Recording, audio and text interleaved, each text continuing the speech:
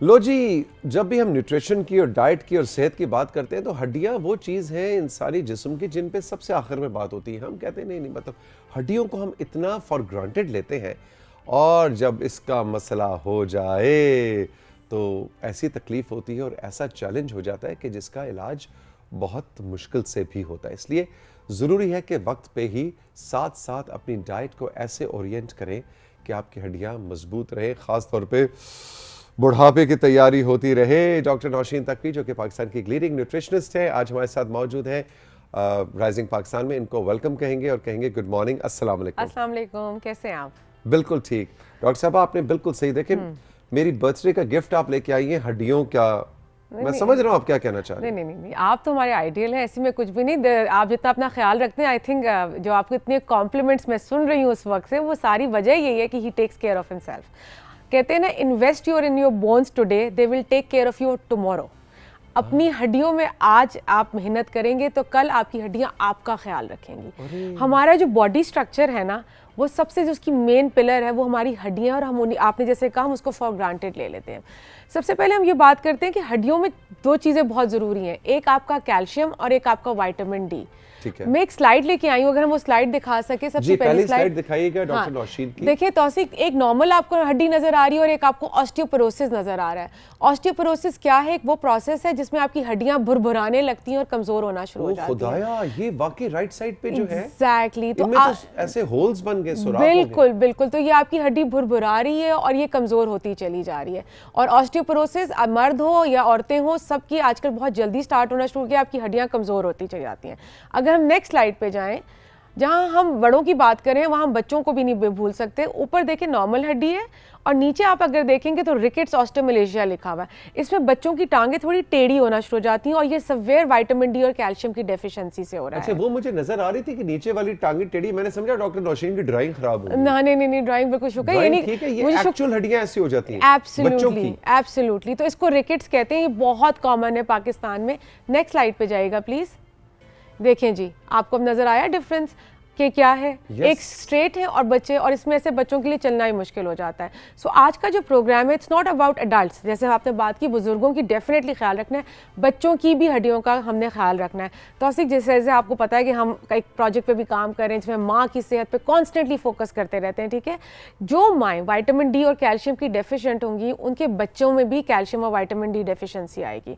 तो आपने अपना खास ख्याल रखना है। दूसरी बात यह है कि जो हड्डियां हैं वो आपका वजन बर्दाश्त कर रही होती हैं, तो आपका जो वेट मैनेजमेंट है वो बहुत ज़रूरी है। अगर आप ओवर वेट होंगे तो आपकी हड्डियां जो हैं वो वक्त से पहले भुरभुराने शुरू हो जाएंगी और कमज़ोर होना शुरू हो जाएंगी। अच्छा, आप जो कहती हैं हम हड्डियों का ख्याल रखना है, हड्डियों का ख्याल रखना है, तो कैसे ख्याल रखना है? अब नेक्स्ट स्लाइड पे चलते हैं। नहीं, ऐसे सहलाएंगे नहीं, नेक्स्ट स्लाइड पे जाएं जी। ख्याल कैसे रखना है ये देखें जी, कैल्शियम फॉर स्ट्रॉन्ग बोन्स। आपका क्या नजर आया? दूध। इससे नेक्स्ट स्लाइड पे जाए मैं तौसीक की, जल्दी से। आपको एक बहुत ही खुशनुमा हड्डी नजर आ रही है और एक बहुत ही उदास हड्डी नजर आ रही है, ठीक है।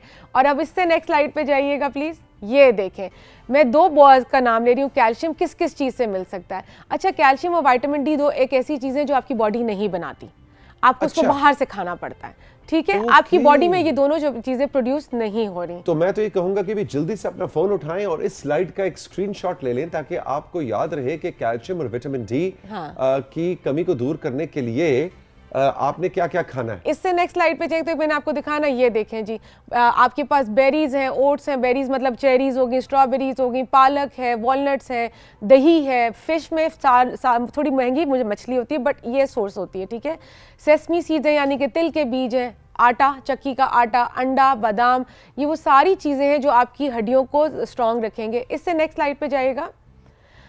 बेसिकली क्या है बताने का मकसद, ये उसी तरह की चीज़ें, लेकिन आप देखेंगे कि वो सारी चीज़ें जो पाकिस्तान में आसानी से अवेलेबल हैं। आपको, आप पालक की बात करते हैं, आपको पालक मिल जाएगा, आपको अंडे मिल जाएंगे, चीज़ मिल जाएगी, घर में बनी हुई आपके जो है पनीर इजीली आपको मिलती है, आपके पास दही है, घर में दही जमा लें। सारा बताने का मकसद ये है कि ये वो चीज़ें हैं जो आपको खानी है, वरना आप कैल्शियम और विटामिन डी के डेफिशिएंट हो जाएंगे, ठीक है। डिफरेंट रिक्वायरमेंट होती है कैल्शियम की, बच्चों की से लेके बुजुर्गों की अलग दिन की रिक्वायरमेंट है। मैं वो उन चीज़ों में नहीं पढ़ूंगी, वो बहुत टेक्निकल हो जाएगा। इसी तरह विटामिन डी भी की चाहिए।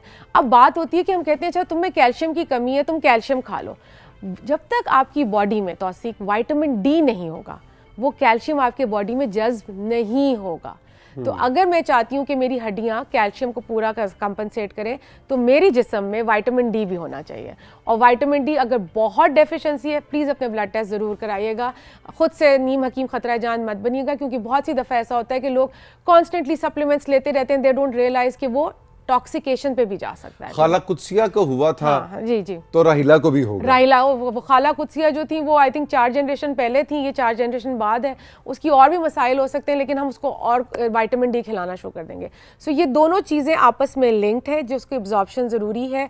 कैल्शियम मैंने इनसे बताया, अगर आप बहुत डेफिशिएंट है तो आप डेली सप्लीमेंट भी ले सकते हैं कैल्शियम का। एक चीज़ हो गई। एक और चीज़ मैं बात करूँ, क्योंकि जब हम कैल्शियम खा रहे होते हैं तो उसकी एब्जॉर्प्शन तो बहुत ज़रूरी है जिस्म में, तो उसके साथ आपने आयरन नहीं लेना। अगर आप आयरन लेंगे तौसीक, तो कैल्शियम और आयरन दोनों एक दूसरे को जज्ब नहीं होने देते, तो उसकी वजह से क्या होता है कि वो दोनों ही बॉडी में अपना फंक्शन किए बगैर एक्सक्रीट हो जाते हैं। आयरन किन किन चीज़ों में है? जो आपका पालक, जैसे मैं दिखाया, सॉरी पालक कह रही हूँ, जो आपकी विटामिन सी के साथ है, जो आपके ऑरेंजेस हैं, ये चीज़ें हैं, सिट्रस फ्रूट्स हैं आपके सारे, इनमें आयरन ज़्यादा है। या आयरन सप्लीमेंट भी अगर आप ले रहे हैं तो आपने कैल्शियम साथ में नहीं लेना। 3 घंटे का फ़र्क होना चाहिए। कोई आयरन सप्लीमेंट, सपोज कोई आयरन डेफिशिएंसी एनीमिया की शिकार खातून है, तो उनका, और वो कैल्शियम भी लेना चाहती हैं, तो आपके खाने में उन दोनों चीज़ों को लेने का 3 घंटे का फ़र्क होना चाहिए। बुज़ुर्गों में सिंस ये चीज़ें, तो जैसे ही आप एज 35-40 क्रॉस करते हैं, नॉट बुजुर्ग बट 35-40 क्रॉस करते हैं, आपको कैल्शियम और विटामिन डी सप्लीमेंट्स लेने की ज़रूरत पड़ती है, क्योंकि डाइट हमारी इतनी इनरिच्ड नहीं है विटामिन डी की जब बात आती है। और ख़ास तौर पे अगर हम बात करें ऐसी ख़वातीन की कि जो हमल के अमल से गुजर रही हैं, जो माँ बनने वाली हैं, तो उनको तो अपनी आयरन और सारी इन चीज़ों का बहुत ज़्यादा ख्याल रखना है, क्योंकि आने वाला बच्चा जो है वो आपके ऊपर डिपेंडेंट है। आपके अंदर डेफिशिएंसी होगी तो वो बच्चे में भी आएगी। और ये रिकेट्स है, ये एक ऐसी बीमारी है जो परमानेंटली आपकी बॉडी को, आपकी हड्डियों को डिफॉर्म कर देती है और वो सीधी नहीं हो सकती। तो वो बच्चे के लिए ताहयात उसके लिए एक माजूरी का वो शिकार हो सकता है। सो आज आप अपनी हड्डियों का ख्याल रखेंगे तो कल आपकी हड्डियाँ आपका ख्याल रखेंगी। आज हम अपनी हड्डियों का ख्याल रखेंगे तो कल हमारी हड्डियां हमारा ख्याल रखेंगी। बड़ी ज़बरदस्त ये $1 मिलियन एडवाइस थी। Doctor Nausheen, thank you very much, बहुत बहुत शुक्रिया आपका। इस हवाले से कोई सवाल हो, कोई क्वेरी हो, तो हमारा व्हाट्सएप नंबर आप सभी को मालूम है, इस पर आप हमें व्हाट्सएप कर सकते हैं अपने नाम और अपनी जगह के नाम के साथ। और साथ ही साथ हम आपको बतलाते चलें कि कुछ ही दिनों से हमारा जो इंस्टाग्राम है, जिस वक्त स्क्रीन पर आप देख रहे हैं, risingpakistan_PTV home, risingpakistan_PTV home, इस पे जाइए, इसको फॉलो कीजिए और वहाँ पे भी आप हमें इनबॉक्स कर सकते हैं। आमना और उनकी 4 मेंबर टीम, हमारे जो एक्सपर्ट्स हैं, चाहे फहद हैं, मीना हैं, समर हैं, नौशीन हैं, दूसरे डॉक्टर्स हैं, लीगल एक्सपर्ट्स हैं, पीटीवी और राइजिंग पाकिस्तान की ये फ्री ऑफ कॉस्ट आपके लिए सर्विस है कि आप इनसे सवाल करें।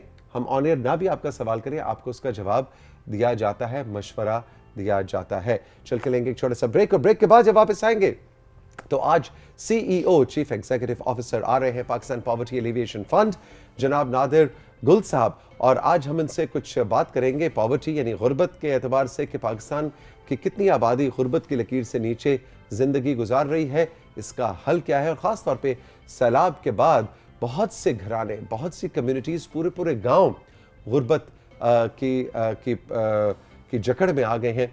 इसका क्या हल है, इस पर बात होगी इस ब्रेक के बाद। रहिए हमारे साथ।